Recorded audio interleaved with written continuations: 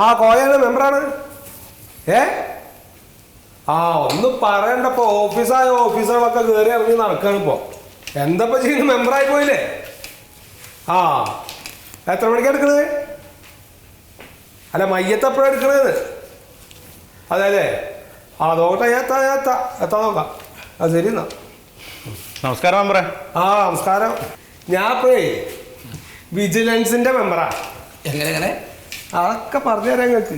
ഞാൻ ഒരു 12 മണിക്ക് സാറേ ഒന്ന് വിടാതെ.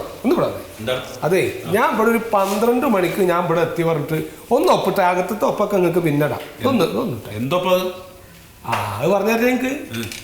എന്നാ ഞാനൊന്ന് ഉപദേശിക്കാൻ വന്നാൽ കാണണമൊക്കെ.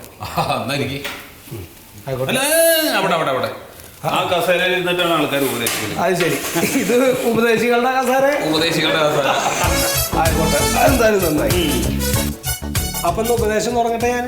കഴിയില്ലേ? പിന്നെന്താ, വേഗം കഴിയും. നിങ്ങളെല്ലാവരും പടച്ചറപ്പിന്റെ അനുഗ്രഹവും കൊണ്ട് സർക്കാർ ഉദ്യോഗസ്ഥരായവരാണ്.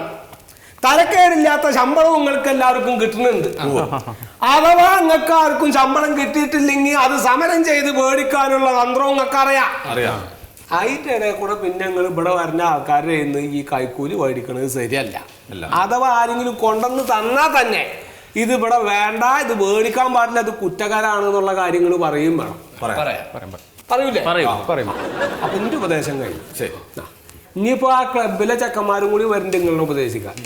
ഞങ്ങൾ ഉപദേശിക്കാം. അതും കൂടി കഴിഞ്ഞ അന്നത്തെ ഉപദേശം ഏകദേശം കഴിയും. ഞങ്ങൾക്ക് ഇപ്പൊ ഈ ഉപദേശം കാരണം ഇവിടെ ജോലി ഒന്നും ചെയ്യാൻ പറ്റുന്നില്ല. ഒരുപാട് വർക്ക് പെൻഡിങ്ങിലാണ്. കാരണം ഇത് ഓരോ മണിക്കൂർ കൂടും ഓരോരുത്തർ വരെയാണ് ഉപദേശിക്കാൻ. എന്നിട്ട് ഞങ്ങൾ നേരാവണില്ല.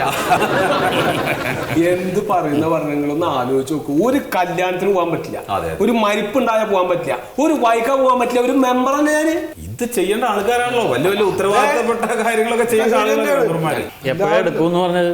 എന്ത് മയ്യത്തെ എപ്പോഴാ എടുക്കണോ? ഞാൻ എപ്പോഴെടുത്താലും ഇക്കങ്ങടെ എത്താൻ പറ്റുമെന്ന് തോന്നുന്നില്ല. എന്നാ പിന്നെ മെമ്പർ അതെ ഒരു കാര്യം ചെയ്യുന്ന ഇനി ഒന്ന് ഒപ്പ് ഇട്ടൂടാ നിങ്ങക്ക്. ഞാൻ ഇവിടെ 12 മണിക്ക് തന്നെ എത്തി പറഞ്ഞിട്ടുള്ള ഒപ്പ്. എന്താ അതെ, ഒന്നുകൂടെ വന്നേ. സത്യജിതാറ് ഒന്നങ്ങോട്ട് വായോ, ഒരു കാര്യം പറയാം. കഴിഞ്ഞില്ലേ? വായോ. ഓഫീസർക്ക് പ്രത്യേക ഉപദേശം ഉണ്ടോ? എല്ലാവരും വന്നിങ്ങനെ ഉപദേശിക്കാൻ നമ്മളെ ശൈത്താന്റെ കുട്ടികളാണ്.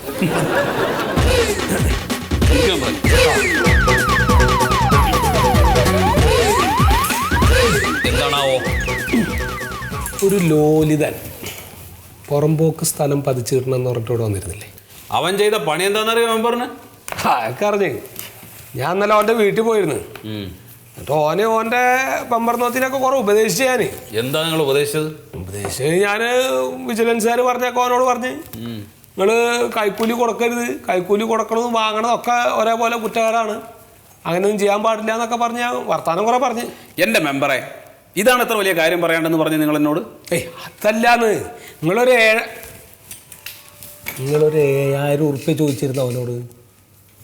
ചോദിച്ചിരുന്നു? എന്നാ അത് ഓൻ തന്നയച്ചിട്ടുണ്ട്. ഓനക്ക് ഇങ്ങോട്ട് വരാൻ പേടിയാണ്. ഇതൊരു 5,000 ഉണ്ട്. 5,000 പോരാ, അപ്പൊ ബാക്കി 2,000 ഇവിടെ? അത് ഞാൻ അടുത്ത് എന്തെന്നോ ഈ കൈക്കൂലി വാങ്ങരുത് കൊടുക്കരുത് എന്ന് ഉപദേശിക്കുന്നവർക്കും വേണ്ട വല്ലതും.